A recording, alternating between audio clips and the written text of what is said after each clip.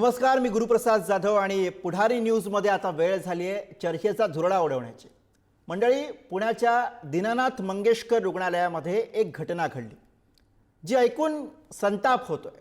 Tanisha vice यांनी जुळ्या मुलांना जन्म दिला आणि त्यानंतर त्यांचा मृत्यू झाला।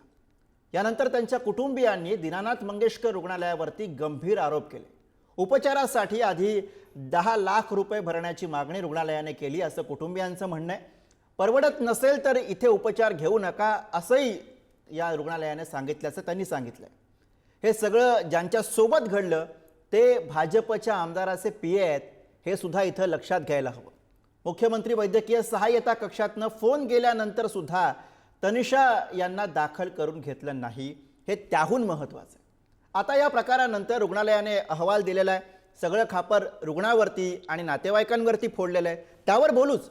पण जर सत्ताधारी पक्षाच्या आमदाराच्या पीएवरती ही वेळ येत असेल तर सामान्य म्हणून आपल्याला आता हा प्रश्न पडायला हवा की आपण जेव्हा अशा मुजोर रुग्णालयांच्या दारात जाऊ तेव्हा आपली काय किंमत असेल। ही रुग्णालयं आपला आजार बरा करतील की आपला खिसा कापतील, आणि याच विषयावरती आहे आज आपला चर्चेचा धुरळा।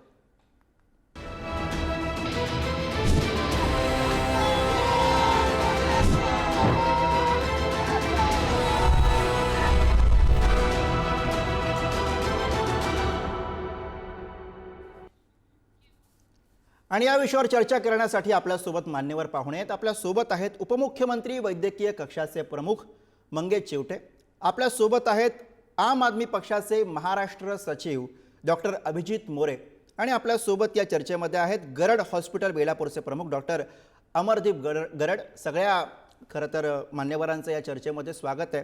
चर्चेच्या सुरुवातीलाच मला मंगेश चिवटे आपल्याकडे यायचे, आपल्याला विचारायचं, कारण अनेक महाराष्ट्रामधल्या गरीब गरजू रुग्णांना आधार देण्याचं काम अनेक वर्ष आपण करतात। या निमित्तानं एक जो मूलभूत प्रश्न आहे ना या सगळ्या व्यवस्थेमधला तो समोर आलेला आहे की आधी पैसे द्या आणि मग आम्ही तुमच्यावरती उपचार करू।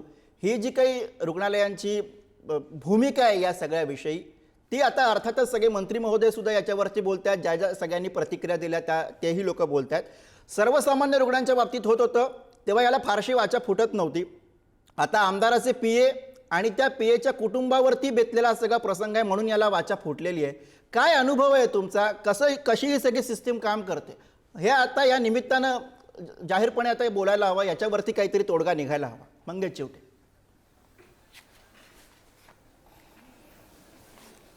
मी सर्वप्रथम पुढारी वृत्तवाहिनीचा मनापासून आभार व्यक्त करतो की एका संवेदनशील विषयावर आज आपण हे चर्चासत्र आयोजित केलेलं आहे। मी सुरुवातीलाच काल जो अतिशय निंदनीय आणि घृणास्पद प्रकार घडलेला आहे त्या प्रकाराबद्दल दीनानाथ रुग्णालय प्रशासनाचा मी जाहीर निषेध या ठिकाणी व्यक्त करतो आणि त्या ज्या माऊलीचं निधन झालेलं आहे त्यांच्याप्रती मी आदरांजली देखील व्यक्त करतो। खरं तर दीनानाथ मंगेशकर हॉस्पिटल हे धर्मादाय रुग्णालय आहे। दीनानाथ मंगेशकर रुग्णालयाला महाराष्ट्र शासनानं स्वतःची जागा अतिशय नाममात्र दरानं वार्षिक 1 रुपया एवढ्या नाममात्र दरानं भाडे करारावर त्या ठिकाणी दिलेली आहे, म्हणजे अगदी फुकट दिली आहे असं म्हणलं तरी ते चुकीचं होणार नाही। आणि फक्त दीनानाथ मंगेशकर नाही तर एकूण राज्यामध्ये 458 हॉस्पिटल असे आहेत। या 458 रुग्णालयांना महाराष्ट्र सरकारने विविध योजना म्हणजे विविध सवलती दिलेल्या आहेत। उदाहरणार्थ जमीन नाममात्र दराने असेल, वीज त्यांना नाममात्र दराने दिली जाते, पाण्या बिलामध्ये सवलत दिली जाते, आणि या बदल्यामध्ये या सगळ्या रुग्णालयांच्याकडून म्हणजे दीनानाथ मंगेशकर असेल, पुण्यामधलं रुबी हॉस्पिटल असेल, जहांगीर असेल, पुण्यातलं केएम असेल, किंवा अगदी मुंबईत आपण आलो तर जसलोक असेल, लीलावती असेल, इतर ब्रिज कँडी हॉस्पिटल असेल, बॉम्बे हॉस्पिटल असेल, या सगळ्या रुग्णालयांनी आपल्या हॉस्पिटलमध्ये जेवढ्या खाटांचं जे हॉस्पिटल आहे तेवढ्या खाटांपैकी 10% या खाटा निर्धन रुग्णांच्यासाठी राखीव ठेवणं हे अत्यावश्यक आहे। आणि इतर ज्या 10% खाटा आहेत त्या आर्थिक दुर्बल घटकातील रुग्णांवर त्या ठिकाणी 50% सवलतीच्या दरात उपचार करणं बंधनकारक आहे। आणि हा काही राज्य शासनानं केलेला करणं कोर्टाने माननीय मुंबई उच्च न्यायालयानं या संदर्भामध्ये आदेश दिले होते 1 सप्टेंबर 2006 आणि माननीय उच्च न्यायालयाच्या निर्देशानुसार महाराष्ट्र सरकारनं अशा पद्धतीचं परिपत्रक काढलं आणि या सगळ्या रुग्णालयांना त्या ठिकाणी एक नियमावली घालून दिली आणि त्या ठिकाणी सगळं सांगण्यात आलं की या नियमावलीमध्ये आपण या समाजातील गोरगरीब गरजू रुग्णांना मदत आणि उपचार करायला हवेत. मात्र काल जो प्रकार घडला त्या प्रकाराच्या मध्ये हॉस्पिटल्सनं 10 लाख रुपयांची मागणी केली, 20 लाख रुपयांची मागणी केली. मुळामध्ये खासगी रुग्णालय असो किंवा धर्मादाय रुग्णालय असो किंवा कुठल्याही पद्धतीचं रुग्णालय असो, नियमानुसार कुठल्याही रुग्णालयांना अशा पद्धतीनं डिपॉझिट मागणं हे कायद्याला अनुसरून नाही, हे कायद्याचं उल्लंघन आहे. आणि त्यामुळं हा कार्यक्रम जे प्रेक्षक पाहतायत त्या सगळ्यांना मला सांगायचं, जर कुठलंही खासगी हॉस्पिटल या पद्धतीचं जर डिपॉझिट अवाजवी पद्धतीनं तुमच्याकडे किंवा मागतच असेल तर ते नियमाच्या विरुद्ध आहे. त्याबद्दल आपण कायदेशीर कारवाई किंवा एक तक्रार जर केली तर आपण नक्की अशा सगळ्या गोष्टींना प्रतिबंध करू शकतो. हा एक मुद्दा मला या ठिकाणी निदर्शनास आणायचा आहे. दुसरा मुद्दा या ठिकाणी मला निदर्शनास आणायचा आहे की या अशा घटना आता हॉस्पिटलकडनं देखील त्यांनी त्यांची लंगडी बाजू मांडण्याचा प्रयत्न केलेला आहे. मात्र या ठिकाणी मला एक सर्वानुभव म्हणजे वैद्यकीय सेवेमध्ये गेली 10 वर्षापासून मी काम करणारा कार्यकर्ता आहे.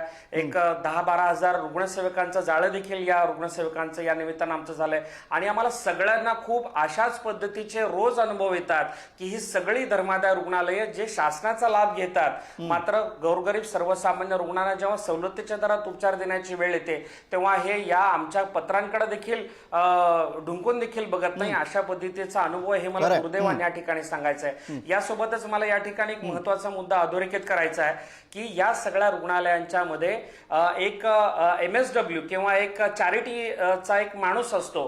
तो माणूस खरं तर शासनाच्या माध्यमातून नेमला जायला हवा. मात्र हा जो माणूस असतो MSW म्हणा किंवा तिथला एक समन्वयक म्हणूयात आपण PRO जो हे चॅरिटीचं डिपार्टमेंट बघतो, तो जो माणूस आहे, जो आरोग्य सेवक ज्याला आपण म्हणू, तो आरोग्य सेवक हा हॉस्पिटलनेच नेमलेला असतो.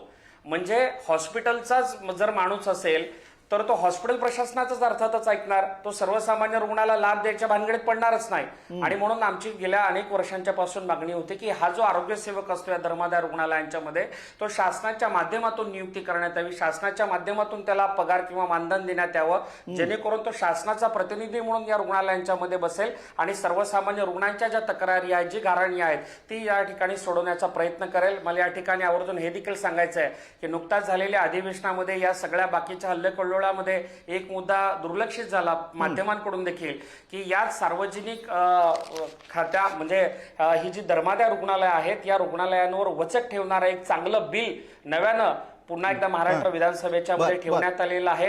आणि लवकरच मला विश्वास आहे की राज्याचे संवेदनशील मुख्यमंत्री फडणवीस साहेबांनी एकनाथ शिंदे साहेबांच्या माध्यमातून, अजित पवार साहेबांच्या माध्यमातून लवकरच एक चांगली यंत्रणा या धर्मादाय रुग्णालयांच्यावर वचक ठेवण्यात. आपण जे मुद्दे मांडले ना ती चर्चा आपण पुढे घेऊन जाऊया. आपल्यासोबत डॉक्टर अभिजित मोरे आहेत आम आदमी पक्षाचे.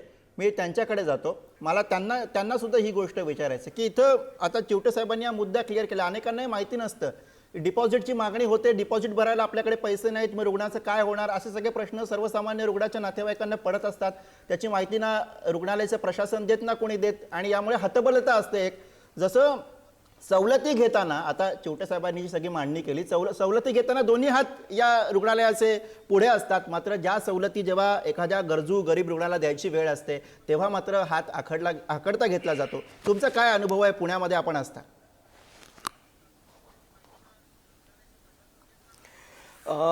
आत्ता चिवटे सरांनी सांगितलं की डिपॉझिट घेणं हे कायद्याने चुकीचं आहे, परंतु हा नियम फक्त धर्मादाय रुग्णालयांच्या बाबतीमध्ये आहे. राज्यातले बहुतांश जे प्रायव्हेट हॉस्पिटल्स आहेत तिथं डिपॉझिट हाच नियम आहे. अनेक ठिकाणी तुम्हाला डिपॉझिट भरल्याशिवाय पेशंटला ऍडमिट सुद्धा करून घेतलं जात नाही, त्याला उपचार सुद्धा सुरू केला जात नाही.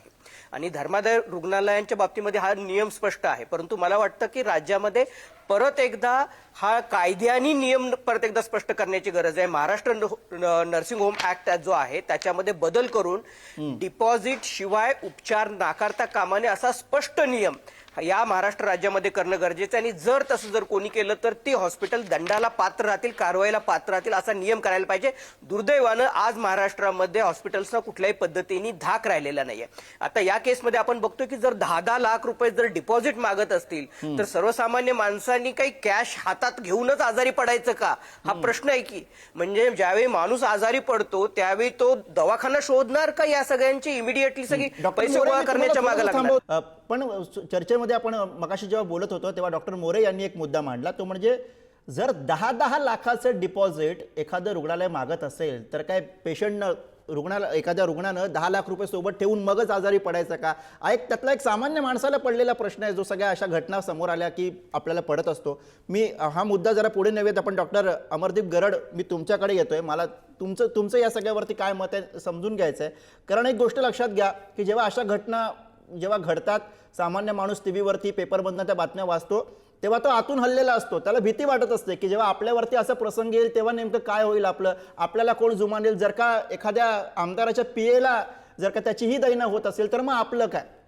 इथं हा प्रश्न या घटनेच्या निमित्तानं मला तुम्हाला विचारायचा आहे की डॉक्टरला देव मानणारे सगळे सामान्य लोक आहेत. या डॉक्टरमधला देव आता हरवलाय असं आम्ही समजायचं की दानपेटीचं महत्त्व वाढलंय असं आम्ही समजायचं? नक्कीच. नमस्कार. डॉक्टरमधला देव कधीच हरवत नाही, कारण आपण पहिल्यापासून म्हणले की डॉक्टर हा देव आहे. पण दुसरीही आपल्या हजारो वर्षापासून एक चाललेली आहे म्हण की गरज सोरो आणि वैद्य मोरो. डॉक्टरांचे किंवा रुग्णालयांचे पण आपल्याला हे जे आहेत व्यथा सरकारने पाहायला पाहिजेत की बाबा होणारा खर्च आहे किंवा हे कालची जी घटना आहे ती नक्कीच दुर्दैवी आहे. त्याच्यामध्ये चौकशी होईल. आता माननीय मुख्यमंत्री साहेबांनी म्हणलेलं आहे की त्यात जर रुग्णालय दोषी असेल तर नक्कीच त्यावर कारवाई केलीच पाहिजे. पण मला असं वाटत नाही की प्रत्येक रुग्णालय असं वागतंय असं आहे ते. नाहीतर आपल्या वेळेस आपण कोविडच्या वेळेस अतिशय सुंदरपणे काम केलेलं आहे. चिवटे साहेब ते जे आपले साक्षीदारच आहेत समजा येते. जर तसं असतं तर आपल्याकडे महाराष्ट्र एकमेव स्टेट होतं की जिथे सरकारने दिलेल्या जे चार्जेस होते त्याप्रमाणेच काम झालेलं आहे आणि आत्ताही तसंच होतं. आता हा राहिला कालचा दुर्दैवी प्रश्न. तर त्याच्यात रुग्णालय प्रशासनाची बाजू मांडण्यासाठी मी आलेलो नाही आहे. मी प्रायव्हेट डॉक्टर आहे. मी एक नर्सिंग होम छोटं चालवतो. आम्हाला काही त्रास होतो त्यासाठी होतो. बऱ्याच वेळेस आपण म्हणतो की डिपॉझिट घ्यायचं नाही. ठीक आहे, प्रत्येक ठिकाणीच पेशंटला डिपॉझिट मागितलं जात असं नाही. पेशंट जर क्रिटिकल असेल तर तिचे उपचार चालूच होतात. हा थोडंसं हे होतं. त्याच्यानंतर जे काही फॉर्मॅलिटीज असतात त्या नातेवाईकाला फॉर्मॅलिटी करायला सांगितल्या जातात. नॉर्मल पेशंट असेल त्यावेळेस आपण जो फॉर्म वगैरे भरणं आणि डिपॉझिटचा वगैरे विषय येतो. त्याच्या व्यतिरिक्त आपल्याला जे आहे की जे काही हॉस्पिटलचे जे आहेत समजा मुंबईसारख्या ठिकाणी किंवा पुण्यासारख्या ठिकाणी की जागेचे भाडे किंवा हे जे आता सरांनी सांगितलं धर्मादायक गोष्टीचं वेगळं, पण प्रायव्हेट रुग्णालयाच्या बाबतीत मी बोलू शकतो.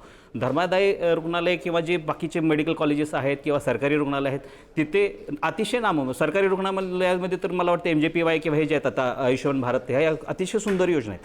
मग पण पेशंट अशा वेळेस आपल्याला जर पैसा नसेल तर मग पेशंटने अशा रुग्णालयामध्ये जावं की जिथे आपल्याला पैसा लागणार नाही. समजा तुम्ही जर एखादं कॉर्पोरेट हॉस्पिटल निवडताय तर तिथे साहजिक खर्च होणार आहे. आता हे जे 10 लाख मागितले किंवा हे आहेत हे चौकशीमधून पुढे येईलच समजा, पण त्यात थोडीशी अशी माहिती मिळते की ते प्रीमॅच्युअर प्रेग्नन्सी होती समजा किंवा काय असेल आणि त्या अनुषंगाने त्यांना ऍडमिट व्हायचं. आपण या केसच्या अँगलला नको बोलूयात. आपण त्याची चौकशी होईल, त्याचा अहवाल येईल, जे काही होईल ते पुढे होईल. मी तुम्हाला इन जनरल प्रश्न विचारतोय. अशा सगळ्या जेव्हा घटना घडतात तेव्हा सामान्य माणूस हल्लेला असतो. त्याच्या ज्या काही धारणा असतात त्यांना ठेच पोहोचलेली असते आणि त्याच्याविषयी आपण प्रामुख्याने बोलायला हवं. दोनच गोष्टी आहेत की आपले महाराष्ट्र एक स्टेटमध्ये आपण हे डिक्लेअर केलं सरकारने की आपल्या 11 ते 12 कोटी जनतेचा विमा सरकारने काढलेला आहे. तर त्याला मला वाटतं 5 लाखाचा. मग हा जर विमा काढला असेल तर मग हे जर कार्ड दिलं असेल तर सरकारनं हा निर्णय त्या विमा कंपन्यांना सांगायला पाहिजे की जे पेशंट येतील कुठलाही पेशंट हॉस्पिटलला गेला तर तुम्ही तिथे ते सँक्शन करा. काही ठराविक हॉस्पिटलला जिथे MJPY आहे किंवा ह्या ठिकाणी असं होतं.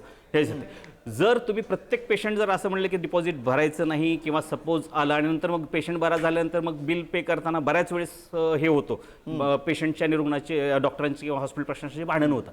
अशा वेळेस मग काय होतं की तो जो टेन्शन हे असतं हे जे तिथे एकदा पेशंट बरं झालं की डॉक्टरांनी पेशंट पाहिजे का हे. आता मोठे हॉस्पिटल्स आहेत त्यांच्याकडे हे सगळ्या सिस्टम असतात, पण स्मॉल स्केल नर्सिंग होममध्ये जे आहेत त्यांचं जे आहे की एक्सपेंडिचर बघायला लागतं ह्या सगळ्या गोष्टीचा विचार केल्यानंतर. आणि असं जे म्हणतात की प्रत्येक ठिकाणी डिपॉझिट मागितल्याशिवाय ट्रीटमेंट चालू होत नाही सर, हे काही बाबतीत होत असेल पण साहजिकच होत नाही.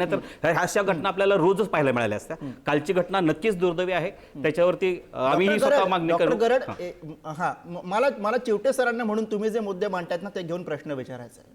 चिवटे सर, इथे गोष्ट ही अशी आहे की एकीकडे डॉक्टर गरड जे सांगतायत ती बाजू सुद्धा तितकी बरोबर आहे. अर्थात तिथे सगळं अर्थकारण आहे आणि त्या सगळ्या गोष्टी आहेत, एक मॅनेजमेंट काम करत असते आणि त्या सगळ्या गोष्टी झाल्या. पण दुसरीकडे रुग्णाचा जीव याला अधिक महत्त्व द्यायला हवं, तशी काहीतरी एक व्यवस्था निर्माण व्हायला हवी, सरकारनं त्या दृष्टीने पावलं उचलायला हवीत. हा मुद्दा आपल्याला पटतोय का? कारण आता रुग्णालयं ही एखाद्या दुकानदारासारखी वागू लागली आहेत का, असा प्रश्न सामान्य माणसाला पडतोय.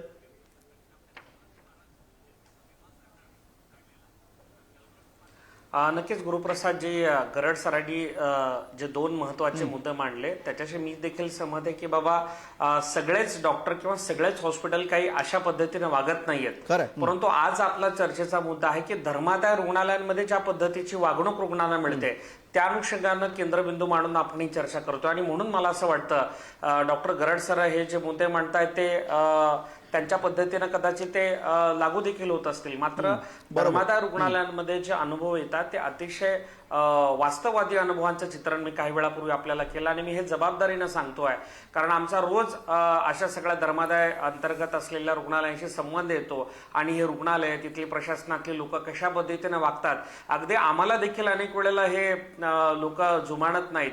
आणि म्हणून कालच्या जो आमदार महोदयांच्या पीएनचा पत्नीचं या ठिकाणी दुर्दैवानं निधन झालं म्हणून मला पुन्हा तोच मुद्दा या ठिकाणी रिट्रेट करायचा. कदाचित मला त्यांनी दुरुस्त केलं त्याच्याबद्दल मी त्यांचे आभार देखील मानतो की धर्मादाय रुग्णालयांमध्ये डिपॉझिट मागितलं जाऊ शकत नाही हा नियम आहे मात्र त्याचं पालन होत नाही. आता दीनानाथ मंगेशकरचा मुद्दा त्याच अनुषंगानं पुढे आला की बाबा त्यांना 10 लाख रुपये मागितले. आता जी केस काय असेल ती प्रीमॅच्युअर वगैरे केस होती त्या अनुषंगाने आपण 2 मिनिटं ते बाजूला ठेवूयात. परंतु एवढी मोठी रक्कम सर्वसामान्य माणूस आणणार कुठून हा पहिला मुद्दा या ठिकाणी उपस्थित होतो. दुसरा मुद्दा या ठिकाणी आदरणीय देवेंद्र फडणवीस साहेबांचा बाईट देखील आपण ऐकला. त्यांनी देखील आता बोलताना सांगितलं की आत्ताच नुकत्याच झालेल्या अधिवेशनामध्ये आपण याचं एक नव्यानं बिल आणलेलं आहे, नव्यानं कायदा आणलेला आहे आणि त्याच्यामध्ये या सगळ्या गोष्टींचा अंतर्भाव केला जाणार आहे. त्याच अनुषंगाने मगाशी दुसरे जे मान्यवर होते त्यांनी जो एक मुद्दा उपस्थित केला की बाबा धर्मादाय रुग्णालयांच्या धर्तीवर खाजगी रुग्णालयांना देखील असा शासनानं कायदा करावा की कुठल्याही पद्धतीनं डिपॉझिट नसताना देखील रुग्णाला ऍडमिट केलं जावं. मला असं वाटतं या चर्चेतून हा जो मुद्दा पुढे आलेला आहे तो अतिशय महत्वाचा आहे. आणि म्हणून कुठलाही खाजगी रुग्णालय असेल त्या रुग्णालयामध्ये देखील एखाद्या रुग्णाला इमर्जन्सी असेल मग तो गरीब रुग्ण असेल, आर्थिक दुर्बल घटकातील असेल किंवा श्रीमंत असेल, कुठल्याही पद्धतीचं डिपॉझिट नसताना त्याला त्या ठिकाणी ऍडमिट केलं पाहिजे. पहिल्यांदा त्याचा जीव वाचला पाहिजे, त्याचे प्राण वाचले पाहिजे. ही प्रायोरिटी जर का आपल्याला निर्माण करता आली, एक व्यवस्था याच्यासाठी करता आली, कायदा तयार करता आला तर तो मला असं वाटतं अतिशय महत्वाचा. आणि त्या अनुषंगाने हा चर्चेतून जो मुद्दा पुढे आलेला आहे त्या अनुषंगाने मी स्वतः आरोग्यमंत्री प्रकाश आंबेडकर साहेब असतील त्यांच्याशी देखील अर्थातच या अनुषंगाने पाठपुरावा करेल. आदरणीय एकनाथजी शिंदे साहेबांकडे देखील या अनुषंगाने पाठपुरावा करेल आणि लवकरात लवकर हा कायदा कसा बनवता येईल आणि कायद्याच्या आधारे या सगळ्या खाजगी रुग्णालयांवर वचक कसा ठेवता येईल या अनुषंगाने नक्कीच आपण सकारात्मक कारवाई करू. बरं मी डॉक्टर मोरेंकडे जातो. आम आदमी पक्षाचे डॉक्टर मोरे या चर्चेमध्ये आपल्या सोबत आहेत.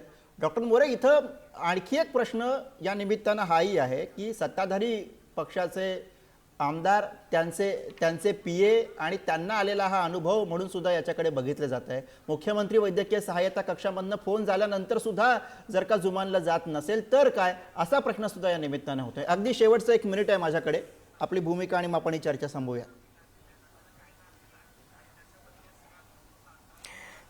नक्कीच, म्हणजे की सत्ताधारी पक्षाच्या आमदारांच्या पीएनवरती एवढी वाईट वेळ यावी. मुख्यमंत्री सहायता कक्षातून सुद्धा त्यांना फोन जाऊन सुद्धा हॉस्पिटल जर त्याची दखल घेत नसेल तर तिथं सर्वसामान्य महाराष्ट्रातल्या जनतेची काय कथा, ही एवढी वाईट अवस्था आहे. या आरोग्य व्यवस्थेचं एवढं मोठं बाजारीकरण झालंय. आपण सातत्यानं धर्मादाय म्हणतोय पण तो धर्मादाय हे बिझनेसचं मॉडेल आहे. आज मोठ्या शहरांमध्ये हॉस्पिटल टाकायची झाली तर ते धर्मादाय योजनेमध्ये आणली जातात कारण सरकारतर्फे जमीन फुकट भेटते. तुम्हाला हॉस्पिटल टाकण्यासाठी सगळ्यात मोठं भांडवल जर कुठलं लागत असेल तर ते जमीन आहे. आणि त्याच्यामुळे आज धर्मादाय हॉस्पिटलचं कॅरेक्टर बघा. आज मुंबईमधली लीलावती, नानावटी, हिरानंदानी, बॉम्बे हॉस्पिटल ही एका कुठल्या अंगाने तरी धर्मादाय वाटतात का? अहो, गरीब रुग्णांना सुद्धा तिथं पाय ठेवताना भीती वाटेल, तिथं मोफत ट्रीटमेंट मागताना भीती वाटेल. एवढी पॉश हॉस्पिटल्स आहेत त्यांच्यामधलं धर्मादायचं स्पिरिट हे गेलेलं आहे आणि दुर्दैवानं त्यांच्यावरती वचक ठेवण्यासाठी बरोबर आहे. त्यामुळे ते जे काही spirit- सरकारने ते यंत्रणा तयार करायला पाहिजे त्या यंत्रणा फेल गेलेल्या आहेत. आता मी एकाच मिनिटात सांगतो की आता देवेंद्र फडणवीसांनी सांगितलं की आम्ही आता एक वेबसाईट करू, त्याच्यावरती हा डेटा अपलोड करू. ती यंत्रणा आधीपासून आहे. मुद्दा आहे की त्याची बरोबर आहे, अंमलबजावणीच बरोबर आहे. होत पण- नाही. पण- त्या वेबसाईटवरती नेहमीप्रमाणे त्याचे आकडे भरले जात आहेत आणि त्याची अंमलबजावणी होत नाही. हे बरोबर. या खरं- अंमलबजावणीच्या प्रकरणाच्या निमित्तानं तरी आपण अपेक्षा मुद्दा करूया. माझी सर, माफ आणखी करा, मी- माझी वेळ संपत एक आली मुद्दा सर, आहे एक मंडळी. त्याच्यासाठी. म्हणे माफ करा, माझी वेळ संपत आली आहे डॉक्टर गरड. मंडळी, या चर्चेच्या शेवटी एवढंच म्हणावं असं वाटतंय, सगळी हॉस्पिटल्स अशी नसतील, पण रुग्णांना त्यांच्या नातेवाईकांना हे असे अनुभव येण्याचं प्रमाण वाढलंय. ते नेमकं कशामुळे? पैशाचा भस्म्या झालेले डॉक्टर हे हॉस्पिटल टाकून बसलेत की दुकान? हा प्रश्न आता विचारावा लागेल. कारण आज तनिषा भिसे आहे, उद्या नशीब वाईट असेल तर आपल्या कोणी जवळचं असेल, कदाचित आपण स्वतः असू. त्यामुळे अस्मितेच्या मुद्द्यावरनं गरमागरम चर्चा होण्याच्या काळात मूलभूत गरजांच्या प्रश्नावरनं सुद्धा आपल्याला व्यवस्थेला प्रश्न करावे लागतील. कारण या प्रश्नांतून आणि या चर्चेतून उडणारा धुरळा हा कदाचित व्यवस्थेला स्वच्छ करणारा असू शकेल, तशी अपेक्षा करूया. आजच्या या धुरळ्यामध्ये सगळ्या मान्यवरांनी वेळ दिला त्याबद्दल सगळ्या पाहुण्यांचा आभार. आणि यासह चर्चेच्या धुरळ्यामध्ये आज आपण इथेच थांबतोय. बघत राहा पुढारी न्यूज.